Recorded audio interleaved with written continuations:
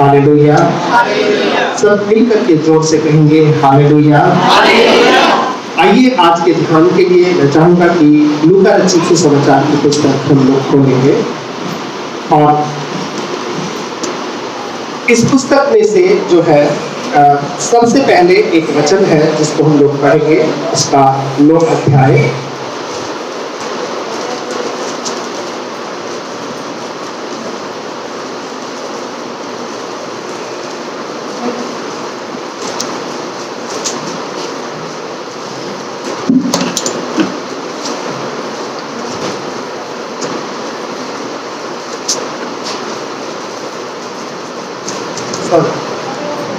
नौ अध्याय नहीं, इसका हम 14 अध्याय को खोलेंगे डायरेक्ट।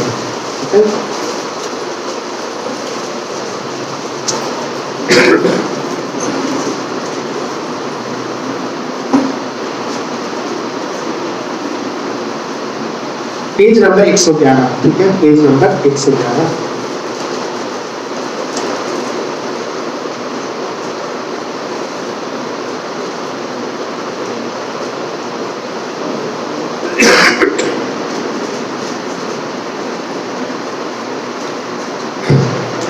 और इसमें 14 अध्याय के बाद एक अध्याय आता है, 15वां अध्याय, ठीक है।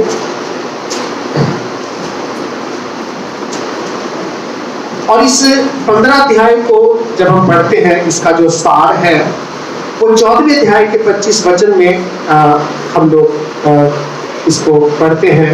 26 और 27 वचन को जो मिल जाए उसको पढ़ेंगे, 25, 26 और 27, ठीक है। बड़ी भीड़ उसके साथ जा रही थी और इसमें लिखा है कि जब बड़ी भीड़ उसके साथ जा रही थी तो उसने पीछे मुड़कर उनसे कहा, पीछे मुड़कर उनसे कहा,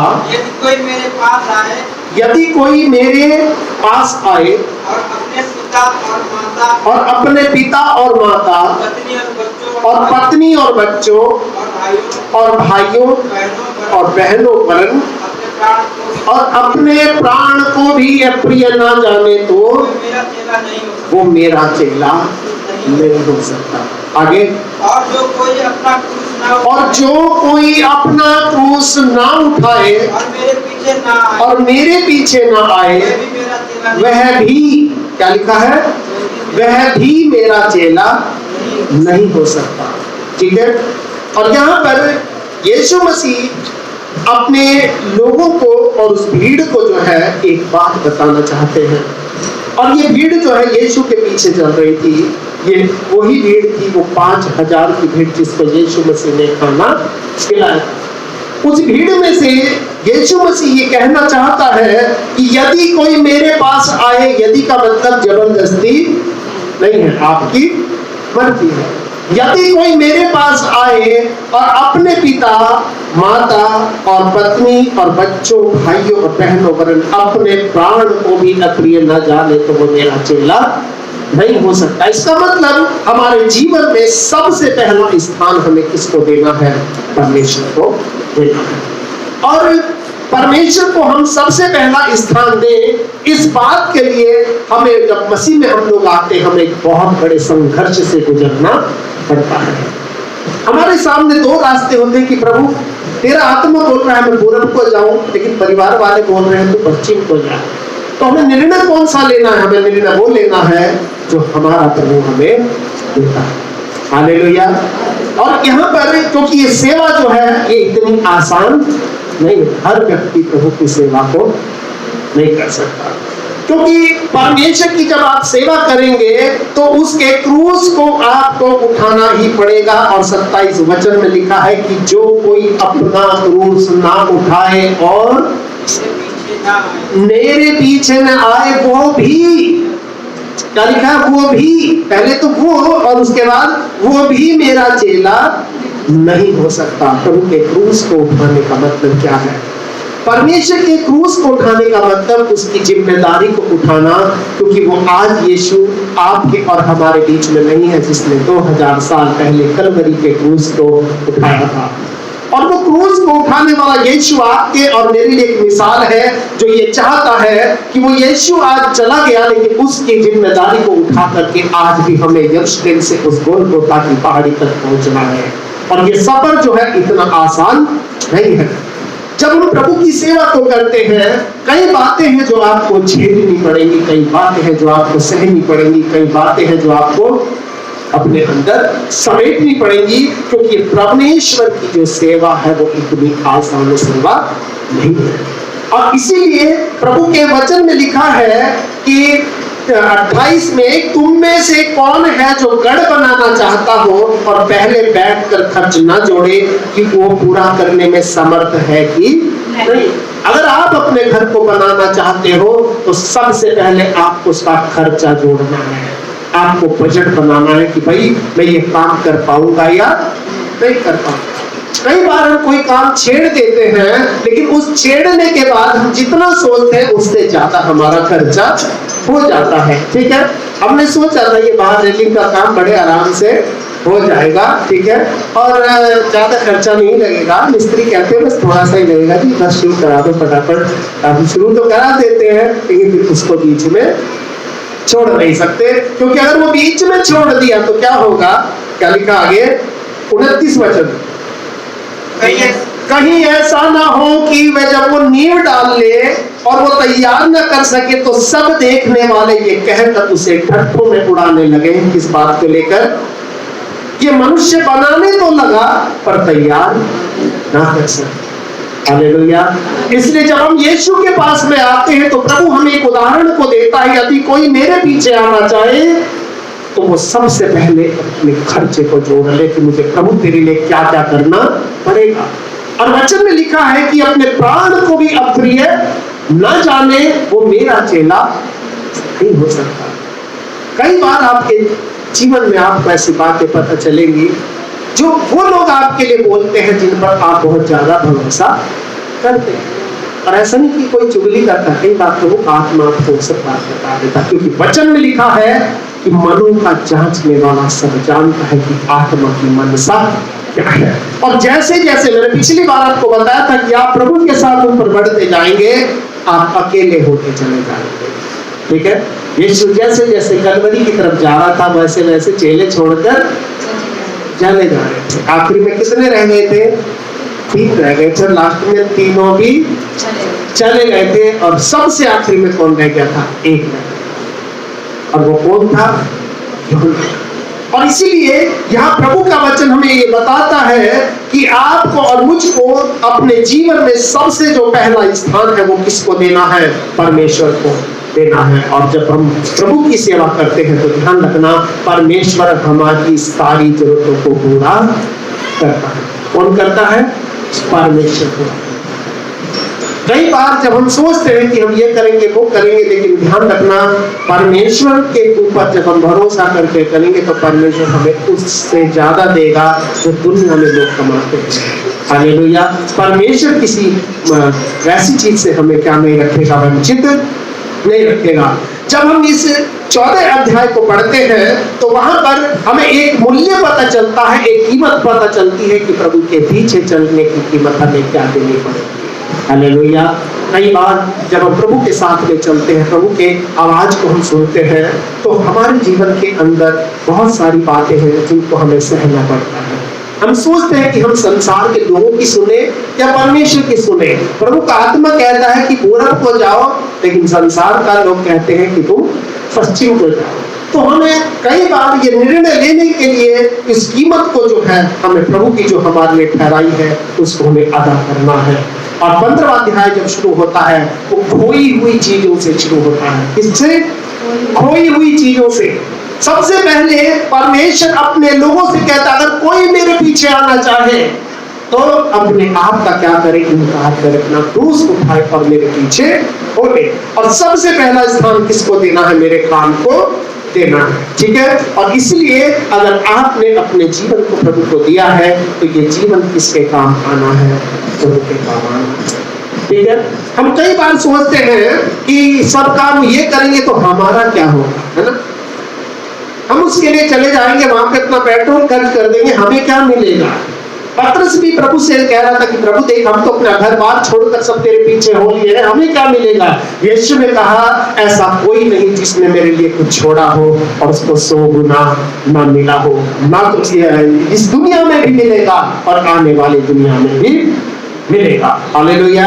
तो इसलिए मैं आपको ये कहकर उत्साहित करना चाहता हूं कि हम सब लोग जिनको चुनकर परमेश्वर संसार की भीड़ से अपने पास लाया है, हमें इसलिए नहीं लाया कि हम लोग यहाँ पर बैठे ताली बजाए और उसके बाद अपने घर में चले जाए। हमने इसलिए लाया है ताकि हम उस परमेश्वर के क्रूस को उठाएं और उस क्रूस की जिम्मेदारी को उठा करके अपने परमेश्वर की मर्जी को अपने जीवन में हम पूरा करें। हालेलुया।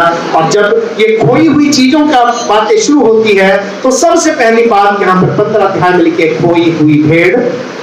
दूसरी बात है खोया हुआ सिक्का, ठीक है। और तीसरी बात है खोया हुआ पुत्र, ठीक है। तो सबसे पहला क्या है? खोई हुई भेड़ का दृष्टांत। यहां पर ऐसा लिखा है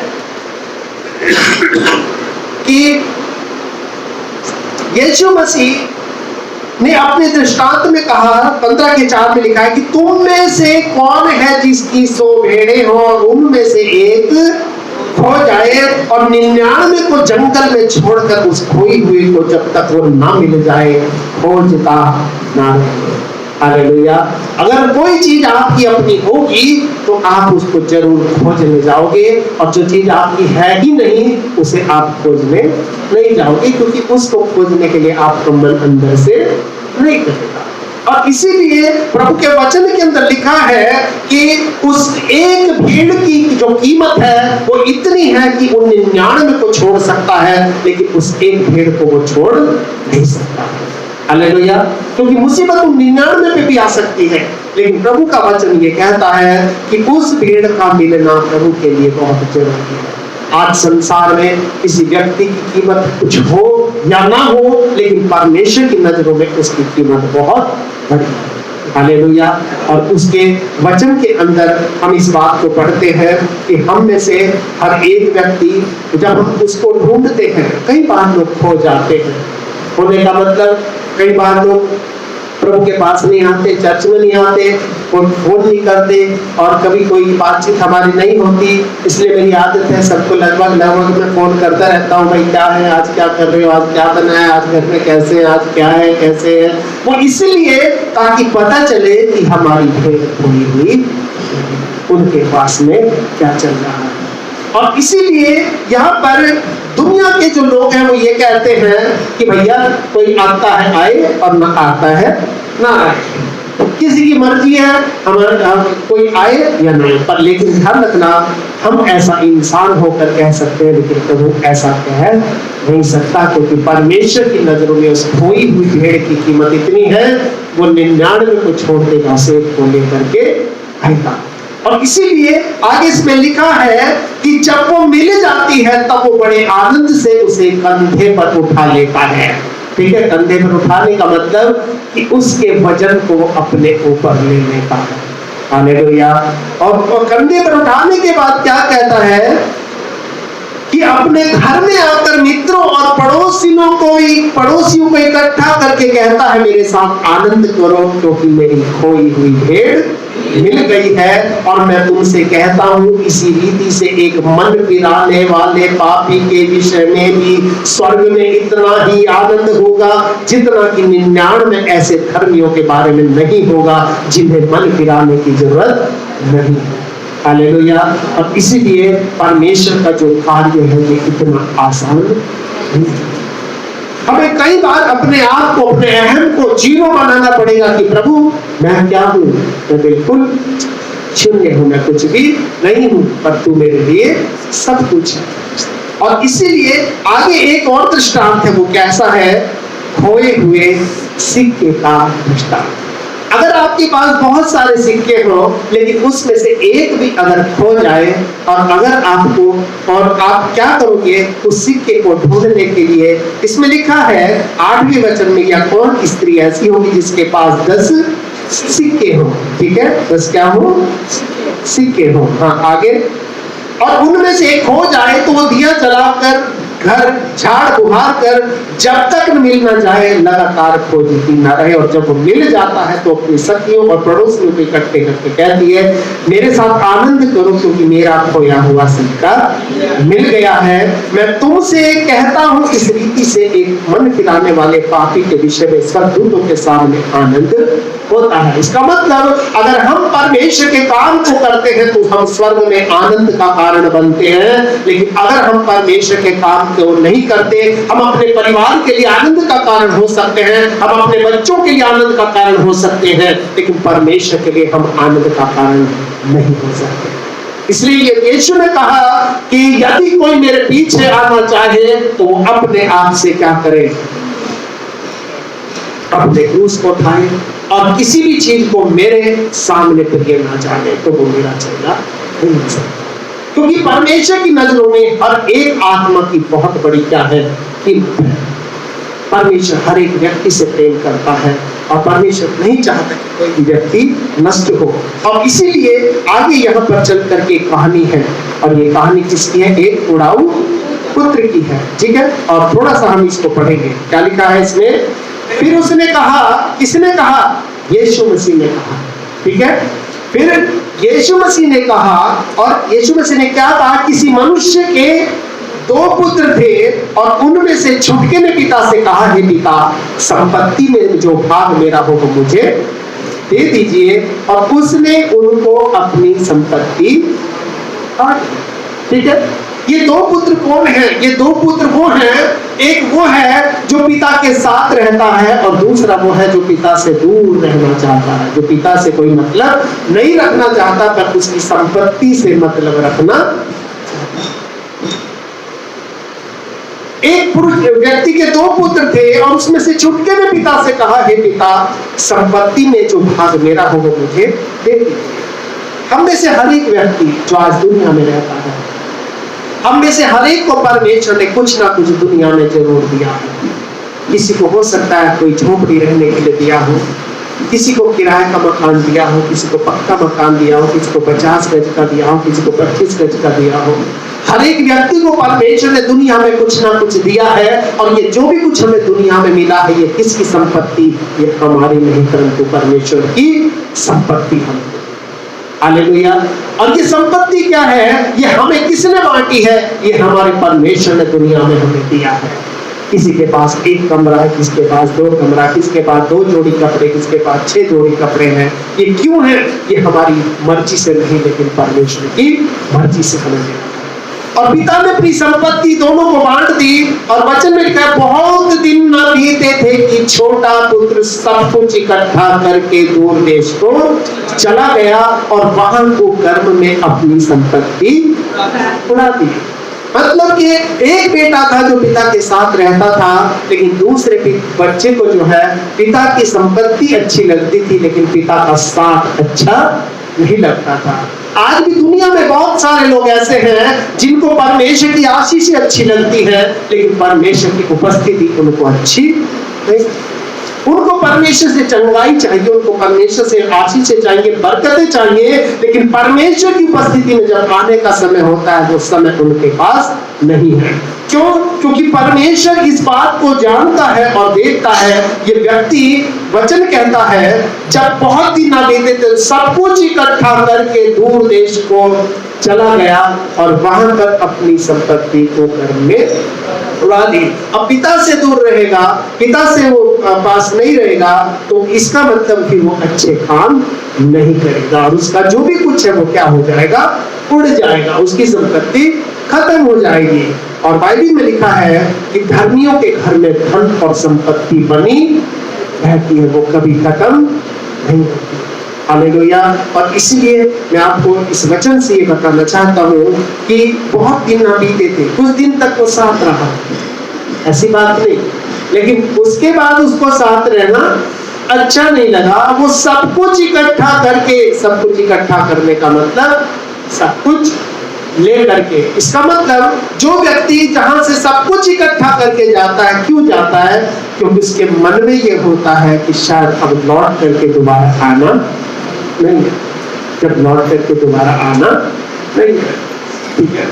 तो इसलिए ये सब कुछ इकट्ठा करके, सब कुछ इकट्ठा करने का मतलब ये होता है कि अब मुझे वापस लौट करके तो आना ही नहीं है, इसलिए अब यहाँ पर ये चीज छोड़ करके क्या फायदा। ठीक है, और इसीलिए अब इस व्यक्ति ने यह निर्णय लिया था कि पिता अब मुझे लौट करके तेरे पास आना नहीं है, क्योंकि तेरे पास या मुझे तेरी जरूरत नहीं है, क्योंकि तेरे पास रहूंगा तो टोका टाकी करेगा, कहाँ जा रहा है, क्यों जा रहा है, किस लिए जा रहा है, क्या टाइम घर पे आया, क्यों आया, किस लिए आया, आज क्या खाया, आज क्या बना, हर चीज पर तू नजर रखेगा। पर जब मैं तेरी नजरों से दूर हो जाऊंगा तो मुझे तेरे से मतलब नहीं और तुझे मेरे से मतलब नहीं। और इसीलिए आज बहुत सारे लोग ऐसे हैं जो पिता की संपत्ति को तो पसंद करते हैं लेकिन पिता को पसंद नहीं करते।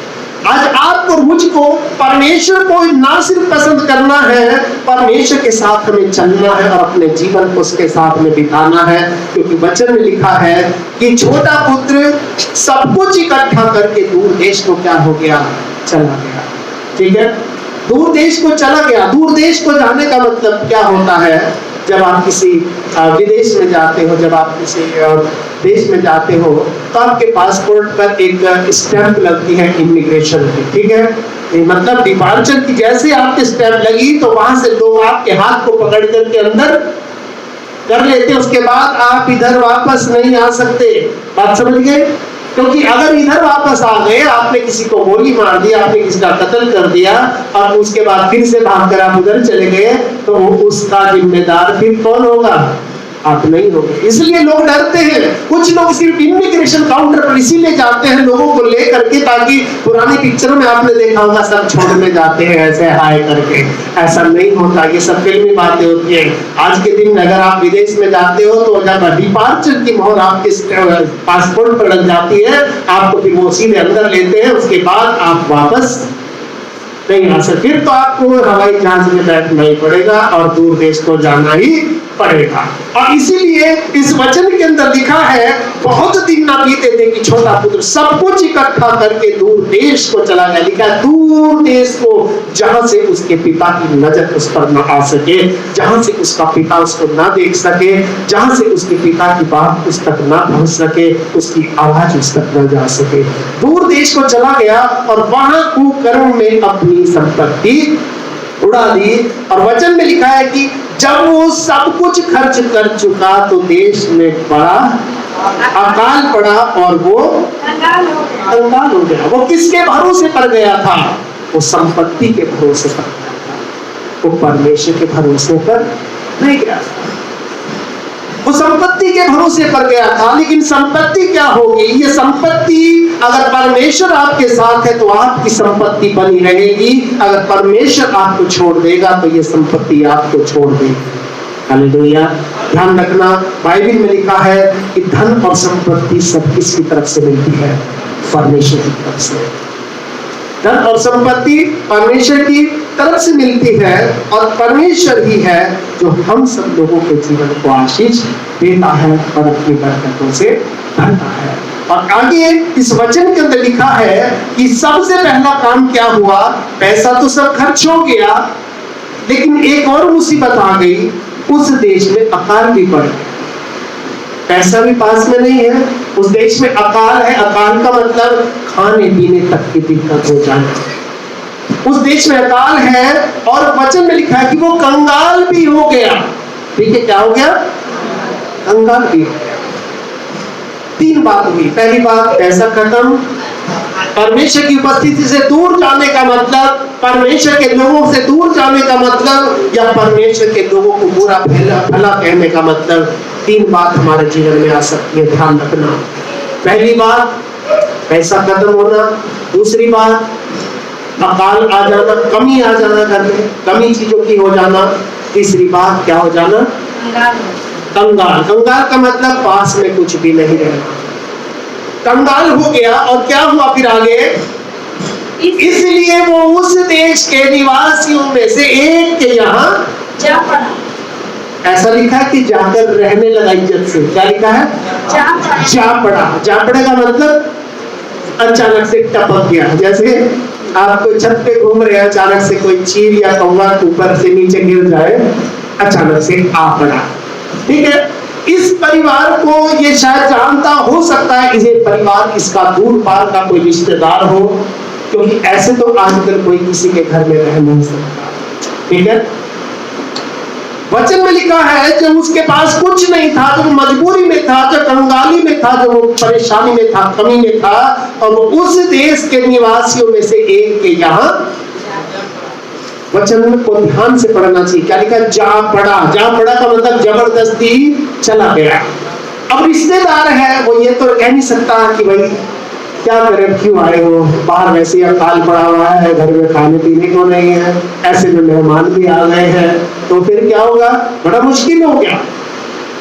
उसके यहाँ जा पड़ा, इनके जबरदस्ती जा करके रहने लगा। लेकिन वो भी बहुत स्मार्ट था। उसने क्या किया? उसे अपने खेतों में क्या काम के लिए भेजा? सुअर चराने के लिए भेजा। इस्राएल के अंदर एक सबसे जो गिरा हुआ काम अगर कोई अपने मेहमानों से कराता है तो वो यही है कि वो उसे उठाकर कहीं सुअर चराने के लिए खेतों में भेज दे, क्योंकि इसको बहुत ही गिरा हुआ काम मानते हैं। और ये मेहमान से पता वैसे तो ही भागने वाला नहीं है। अब क्या करें, कई बार आपके मेरे घर में मेहमान आ जाते हैं। कुछ मेहमान तो ऐसे होते हैं जो हमारे दिल के बहुत अजीज होते हैं कि ठीक है भाई, अच्छी बात है, आप बहुत अच्छे हो, आप आओ, आप रुको, आपको उनको छोड़ने का मन नहीं करेगा। पर कुछ मेहमान ऐसे होते हैं, भैया ये कब यहाँ से जाए, कब हमारे दिमाग में घर में थोड़ी शांति पड़े। ये मेहमान ऐसा था जो जबरदस्ती का मेहमान था, इनके घर में आकर के रहने लगा। और ये क्यों ऐसे रहने लगा? क्योंकि ये परमेश्वर के श्राप के अधीन में रह रहा था। ध्यान रखना, जब आप परमेश्वर से दूर चले जाओगे, उसके लोगों से दूर चले जाओगे, आपके जीवन के अंदर कमी आ जाएगी, अकाल आ जाएगा, आपको लोगों की जरूरत पड़ने लगेगी। लेकिन जब प्रभु आपके साथ होगा, आपके जीवन में भरपूरी रहेगी, आशीष रहेगी और सब कुछ रहेगा। आपको लोगों की नहीं, परंतु लोगों को आपकी जरूरत पड़ने लगेगी। हालेलुया। और इसीलिए यहाँ प्रभु का वचन हमें बताता है कि वो उसके यहाँ जा पड़ा और उसने उसे अपने खेतों में सुअर चराने के लिए भेजा। ले भाई, अब आ गया है तो क्या फ्री तो खाने को तुझे देंगे नहीं, तो क्या करना पड़ेगा? इन सुअर को लेकर के जरा खेत में चला। बेकार नौकर की छुट्टी कर दो, अच्छा आदमी मिल गया है, हट्टा कट्टा है, अपना जाएगा, थोड़ा सुअर चरा के आएगा, शाम तक जो नौकर को देते हैं वो शायद तुझे भी दे दे। सुअर चराने के लिए भेजा। आगे क्या लिखा है? और वो चला गया। और नहीं, और वो चाहता था, उसके मन में इच्छाएं होती थी, वो कुछ खाना चाहता था। वो चाहता था क्या? कि उन फलियों से जिन्हें सुअर खाते थे अपना क्या भरे? पेट भरे। और क्या लिखा आगे? और कोई उसे कुछ भी नहीं देता था। यानी कि परमेश्वर के श्राप के अधीन अगर आप होंगे, परमेश्वर के लोगों के खिलाफ अगर आप खड़े हो जाएंगे, तो आपके जीवन को आशीष देने वाला दुनिया में कोई नहीं रहेगा। आपको यूज करने वाले बहुत मिल जाएंगे, पर आपकी मदद करने वाला दुनिया में कोई नहीं रहेगा। आपके वो लोग जिन पर आप भरोसा करते वो भी आपसे दूर हट करके खड़े हो जाएंगे, क्योंकि आप क्या करोगे? आप परमेश्वर से और उसके लोगों से दूर चले जाओगे। इस वचन में लिखा है, और उसे कोई कुछ भी नहीं देता था। उसका मन होता था, उसे भूख लगती थी, वो मेहनत करता था, वो जंगल में घूमता था, सुअरों के पीछे भागता था। आपको पता है ये भाग दौड़ का काम होता है। जब वो करता होगा तो उसे भूख लगती होगी और वो सोचता था कि भाई घर से तो मुझे लंच पैक करके दिया नहीं, जैसे आजकल पैक करके दे देते ना कि भाई 2 रोटी ले जा, कुछ रास्ते बैठ के खा लेना, काल वैसे पड़ा हुआ है। उसने कहा भैया पहले काम कर, उसके बाद तुझे फिर दाम मिलेगा। पहले काम कर, यानी कि पहले तू सुअर को चरा के ला, उसके बाद फिर तुझे कुछ खाने पीने का देखते हैं। वो चाहता था जिन फलियों को सुअर खाते हैं उनसे अपना क्या भरे? पेट भरे। और वचन में लिखा उसे कोई भी कुछ नहीं देता था। एक व्यक्ति जो परमेश्वर से दूर चला जाता है, एक व्यक्ति जो प्रभु के साथ होकर के भी उसका नहीं रहता, एक व्यक्ति जिसको परमेश्वर की आज्ञाओं से मतलब नहीं होता, एक व्यक्ति जिसको परमेश्वर की सिर्फ आशीष चाहिए, जिसको परमेश्वर का साथ नहीं चाहिए, उसके जीवन की हालत ऐसी हो जाती है क्या कि वो सुअर का खाना खाने के लिए भी क्या हो जाता है? मजबूर हो जाता है। उसे कोई कुछ नहीं देता था। और क्या लिखा है, जब वो अपने आपे में आया, इसका मतलब अभी तक वो अपने आपे में नहीं था। इंग्लिश में लिखा man he came to his senses, जब वो अपने सेंस में आया, जब वो अपनी होश में आया, जब वो अपने आपे में आया, यानी कि अभी तक ये अपने आपे में नहीं था। और ध्यान रखना, जब एक व्यक्ति पिता को छोड़कर जाता है तो इसका मतलब वो अपने आपे में नहीं होता। उसे कौन लेकर के जाता है? शैतान लेकर के जाता है।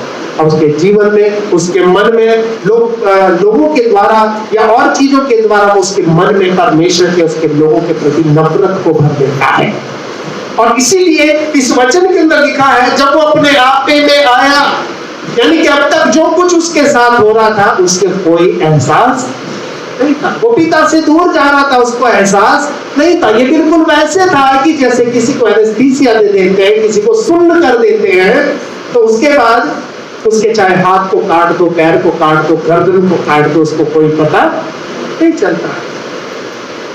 हमारे चर्च में एक भाई कारू प्रसाद है, उनका एक पैर सुन्न हो गया था एक बार, और उनका जो पैर जलती हुई प्रेस तेज चल रही है उसके ऊपर रखा हुआ है, उनको पता भी नहीं है पैर में से धुएं निकल रहे हैं। मैंने कहा जी ये क्या हो रहा है? कह रहे जी वो पता नहीं मुझे चला, पैर में चींटियां चढ़ रही हैं लेकिन उनको पता नहीं चला। क्यों? क्योंकि उनका पैर क्या था? सुन्न था। जब आपका जीवन शैतान के द्वारा सुन्न कर दिया जाता है तो आपको नहीं पता चलता मेरे साथ क्या हो। जब वो आपे में आया तो कहने लगा, मेरे पिता के कितने ही मजदूरों को भोजन से अधिक रोटी मिलती है और मैं यहाँ पर भूखा मर रहा हूं। अब मैं उठकर अपने पिता के पास जाऊंगा और उससे कहूंगा, पिताजी मैंने स्वर्ग के विरोध में तेरी दृष्टि में पाप किया है, अब इस योग्य नहीं रहा कि तेरा पुत्र कहलाऊं, मुझे अपने मजदूर के समान ही रख ले। पिता कम से कम, ठीक है बेटा नहीं रहा तेरा, सब कुछ मैंने गंवा दिया, पर कम से कम एक मजदूर के जैसे ही रख ले, कम से कम खाने के लिए मुझे रोटी तो मिल जाएगी, मेरा पेट तो भर जाएगा, मुझे सोरों का खाना तो खाना नहीं पड़ेगा। अब आगे क्या लिखा है, तब वह उठकर अपने पिता के पास चला। क्या लिखा है? 20 वचन। तब वह उठकर अपने पिता के पास चला। वो अभी दूर ही था, पास नहीं गया था। कहाँ था? अभी दूर ही था। लेकिन उसका पिता कैसा था? उसका पिता इंतजार करता था, रोज कुर्सी बिछाकर शायद कहीं बैठा रहता, रास्ते को निहारता रहता होगा, आज मेरा बेटा लौट कर मेरे पास आएगा, आज मेरा वो व्यक्ति जो है, जो मेरे से बिछड़ गया है, आज लौट करके आएगा। उसका पिता उम्मीद की आस में बैठा रहता होगा और कह रहा है, वो अभी दूर ही था कि उसके पिता ने उसे देखकर तरस खाया। क्या खाया? तरस खाया। और तरस कौन इसके ऊपर खाता है? जो जिसका बिल्कुल अपना होता है वही उसके ऊपर तरस खा सकता है। आप किसी भिखारी के ऊपर तरस नहीं खा सकते, आप किसी इंसान के ऊपर तरस नहीं खा सकते। तरस उसी के ऊपर खा सकते हो जो आपका अपना खून होगा। हालेलुया। और ये तरस क्यों क्या है? क्योंकि ये बच्चा परमेश्वर का अपना बच्चा है। बाइबल में लिखा है, हम सब लोग परमेश्वर की कौन है? संतान है। हम ना मनुष्य से, ना उसके, ना लहू से, ना मनुष्य की इच्छा से, ना लहू से, पर हम परमेश्वर से क्या हुए हैं? उत्पन्न हुए हैं। हालेलुया। इसलिए हम कौन है? परमेश्वर की संतान है। लिखा वो भी दूर ही था कि उसने देखकर उसे तरस खाया और तोड़कर उसे गले लगाया और बहुत चूमा। आप समझ सकते हो कितना प्यार इस पिता के अंदर था। ये सुअरों के बीच में से आ रहा था, नहाया भी नहीं होगा, क्योंकि जिस देश की ये कहानी है उस देश में पानी बहुत महंगा मिलता है। कितना? पेट्रोल बहुत सस्ता मिलता है लेकिन पानी बहुत महंगा मिलता है। इसलिए आपने देखा होगा जो मुस्लिम लोग होते हैं उनके पास एक वो केतली सी होती है जिससे मुट्ठी में पानी डालते हैं और ऐसे करते हैं, वही 2 बूंद पानी के यहाँ तक आ जाता है। और उसी से, क्योंकि वो ऐसी देश की एक बर्तन है कि जहां पर पानी की बहुत कमी होती है। हमारे यहाँ तो डब्बा उठाया एकदम से सर पे डालते हैं क्योंकि हमारे यहाँ पानी का कोई मोल नहीं है, लेकिन उनके यहाँ एक छोटी सी वो केतली टाइप आपने देखा होगा होती है। और इसलिए ये व्यक्ति नहाया भी नहीं होगा। वचन कहता है इसको देख कर तरस खाया और दौड़ कर इसको क्या किया? गले लगाया और बहुत चूमा। चूमे का मतलब उसकी गंदगी को उसने क्या नहीं किया, परवाह नहीं किया, कि उसने क्या किया, क्योंकि तू मेरा अपना है, इसलिए मुझे तेरी गंदगी से कोई मतलब नहीं है। ठीक है, मैंने पिछली बार आपको बताया था कि मैं जब बाहर था, विदेश में था, तो वहां पर एक छोटी सी लड़की को बस में बैठा दिया था हमारे साथ। तो वो लड़की जा रही थी और छोटी सी बच्ची, क्योंकि बाहर विदेश में जब बच्चों को बैठाते हैं तो एक बैंड जैसे कार में होती है, बच्चों को बांधते हैं। तो बस का थोड़ा सा वो पहाड़ी रास्ता था, तो बच्ची को उल्टियाँ शुरू हो गई और छोटी बच्ची उल्टियाँ करने लगी, उसका पूरा फ्रॉक खराब हो गया। आसपास बैठे लोग भी गालियाँ देने लगे, क्या बेकार लड़की है, खराब लड़की है, सारा सीट खराब कर दिया। ठीक है, और उसके बाद अचानक जब वो बस आई तो उसकी नानी ने फोन किया हुआ था, उसकी माँ उसे लेने के लिए आई हुई थी। जब वो बस रुकी तो उसकी माँ एकदम से बस में चढ़ी और अपने बच्चे को, चाहे वो उल्टी में था जैसा था, क्या के अपने सीने से लगा लिया और उसको बहुत प्यार किया। क्यों? क्योंकि वो उसका अपना था। इसी तरह से ये खोया हुआ बच्चा कौन था? परमेश्वर का अपना बच्चा था। और ध्यान रखना, बाइबल में लिखा है कि हर एक व्यक्ति जो इस दुनिया में रहता है वो परमेश्वर का एक बच्चा है। और हम सब जो लोग हैं, कौन है? परमेश्वर के बच्चे हैं। परमेश्वर हमारे गुनाहों से, हमारी गंदगी से नफरत नहीं करता। परमेश्वर हमें ऐसा मन देता है, वो हमारे पापों को, श्रापों को, हमारी गंदगी को अपना लेता है, ताकि वो हमें शुद्ध और पवित्र और आनंदित जीवन दे सके। इसको बहुत चूमा और क्या कहा? पुत्र ने कहा, पिताजी मैंने स्वर्ग के विरोध में तेरी दृष्टि में पाप किया, अब इस योग्य नहीं लाके तेरा पुत्र कहलाऊं। परंतु पिता ने अपने दासों से कहा, पिता ने ये नहीं कहा कि तू ऐसा, पिता समझ गया अब ये दुनिया से ठोकर खा के आया है, अब ये लौट कर दोबारा वापस नहीं जाएगा। आगे लिखा है, परंतु पिता ने दासों से कहा, झट अच्छे से अच्छा वस्त्र निकाल कर उसे पहना, उसके हाथ में अंगूठी और उसके पांव में जूतियां पहना। सबसे पहले उसके स्वागत की तैयारी करो। और फिर क्या लिखा है? पलाव का बछड़ा मारो ताकि हम खाएं और आनंद मनाएं। क्योंकि वहां पर इस प्रकार की प्रथा थी, जब कोई खुशी का माहौल होता था तो वहां पर लोग मीट बना कर खाया करते थे और आनंद मनाया करते थे। इससे पहले कि हम खुशी को मनाएं, आइए अब हम इसके स्वरूप को बदलेंगे, इसके जीवन को बदलेंगे। ये वस्त्र क्या है? जब हम प्रभु की उपस्थिति में जाते हैं एक पापी हृदय को लेकर के, तो सबसे पहला काम परमेश्वर हमारे जीवन को बदल देता है। वस्त्र बदलने का मतलब हमारी पहचान बदल जाना, हमारा जीवन बदल जाना। आपको पता है, जब एक वस्त्र होता है उसकी बड़ी वैल्यू होती है। ठीक है, पुलिस वालों का वस्त्र अलग होता है, पहचान होती है कि भाई ये कौन है, पुलिस वाला। आर्मी वालों का अलग होता है, पता चलता है ये कौन है, आर्मी वाला है। ऑटो ड्राइवर का अलग होता है, पता चल जाता है ये कौन है, ऑटो ड्राइवर। आपको पता है उन सबकी ड्रेस होती है, हर एक चीज की, हर एक स्कूल की, हर एक चीज की एक ड्रेस अपनी होती है जो उसकी पहचान होती है। और इसलिए उसने कहा कि अब तक तेरी संसार में पहचान थी, पर अब तेरी पहचान ये होगी, आज से तू मेरा कौन है? बेटा है। ठीक है, आगे क्या लिखा है? अच्छे से अच्छा वस्त्र उसको पहनाओ और उसके हाथ में क्या पहनाओ? अंगूठी पहनाओ। अंगूठी पहनाने का मतलब ये होता है, और अंगूठी का मतलब बहुत लोग हम जानते हैं, जब एक शादी होती है तो अंगूठी पहनाई जाती है। लड़का लड़की को और लड़की लड़के को इसलिए पहनाते हैं कि आज से जो कुछ है वो सब कुछ तेरा हो गया, और आज से जो कुछ तेरा है वो सब कुछ मेरा हो गया। पिता ने क्या किया? उसके हाथ में अंगूठी पहनाई, वो इसलिए कि आज से जो भी तेरी गरीबी, तेरा मुसीबत, तेरा दुख, तेरा दर्द है वो सब कुछ समझ ले मेरा हो गया, और आज से जो भी मेरी खुशियां हैं वो समझ ले सब कुछ तेरी हो गई। उसके बाद उसके पैरों में क्या पहनाई? जूतियां पहनाने का मतलब क्या है?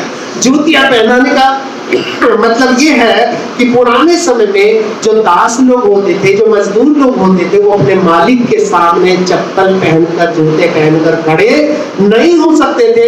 यानी कि जब ये परमेश्वर के पास लौट करके दिल के साथ आया, तो परमेश्वर ने इसे मजदूर की तरह नहीं रखा, इसे फिर से अपने बेटे की तरह रखा। हालेलुया। इस वचन में हम इस बात को देखते हैं कि यीशु ने कहा, यदि कोई मेरे पास आए अपने पिता, माता, पत्नी और बच्चों और भाइयों और बहनों वरन अपने प्राण को भी अप्रिय न जाने तो वो मेरा चेला नहीं हो सकता। और जो कोई अपना क्रूस ना उठाए वो मेरे पीछे ना आए तो वो भी मेरा चेला नहीं। अगर इस पिता की जगह आज का पिता होता तो क्या कहता कि बेटा सारा कुछ बर्बाद करके तू चला गया था, सब कुछ मेरा लेके तू चला गया, इसको घर में घुसने भी नहीं देना चाहता। आज के समय पर कोई पिता ऐसा नहीं करेगा, लेकिन ये हमारा स्वर्गीय पिता है जो हमारी हर एक गलतियों को माफ करके, हमारे हर एक बात को क्षमा करके, हमें हर एक परिस्थिति में वो स्वीकार कर लेता है, चाहे हम कैसी भी परिस्थिति में क्यों ना हो। हमारे जीवन को अपने आनंद से और अपनी खुशी से भर देता है। और इसलिए इस वचन से हम इस बात को पढ़ते हैं, सीखते हैं कि ऐसी आज बहुत सारी भेड़ें हैं जो खोई हुई हैं, जो अपने पिता से दूर चली गई है। आज हमें ये काम है कि हम ऐसी भेड़ों को लेकर के आए ताकि प्रभु जो है हमारे जीवन को आशीष दे सके। और हमारा जो ये वचन है जो प्रभु का अभी हमने पढ़ा कि स्वर्ग में एक बहुत बड़ा आनंद होगा। अगर स्वर्ग में आनंद होगा तो उससे 100 गुना 60 गुना आनंद आपके घर में भी होगा। हालेलुया। क्योंकि स्वर्ग का आनंद समझो हमारे घर का आनंद है, और जो कुछ हम प्रभु के लिए करेंगे उससे कई गुना परमेश्वर आज के मेरे जीवन में पूरा करेगा। और इसीलिए मैंने आपको बताया कि परमेश्वर की जो सेवा है ये इतनी आसान नहीं है। अगर दुनिया में कोई छोटा सा भी किसी को गाली देकर के चला जाता है, छोटा सा भी कोई किसी का नुकसान कर देता है, तो लोग जीवन भर उससे बात तक नहीं करते। ये दुनिया की रीत है।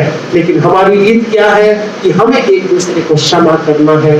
हमें ये सोचना है ये जो भी है ये प्रभु के परिवार का व्यक्ति है, इसको प्रभु ने हमें दिया है, और इसलिए हम इसका आदर करें, हम इसका सम्मान करें और हम इसको ऊंचाई पर आगे बढ़ाएं।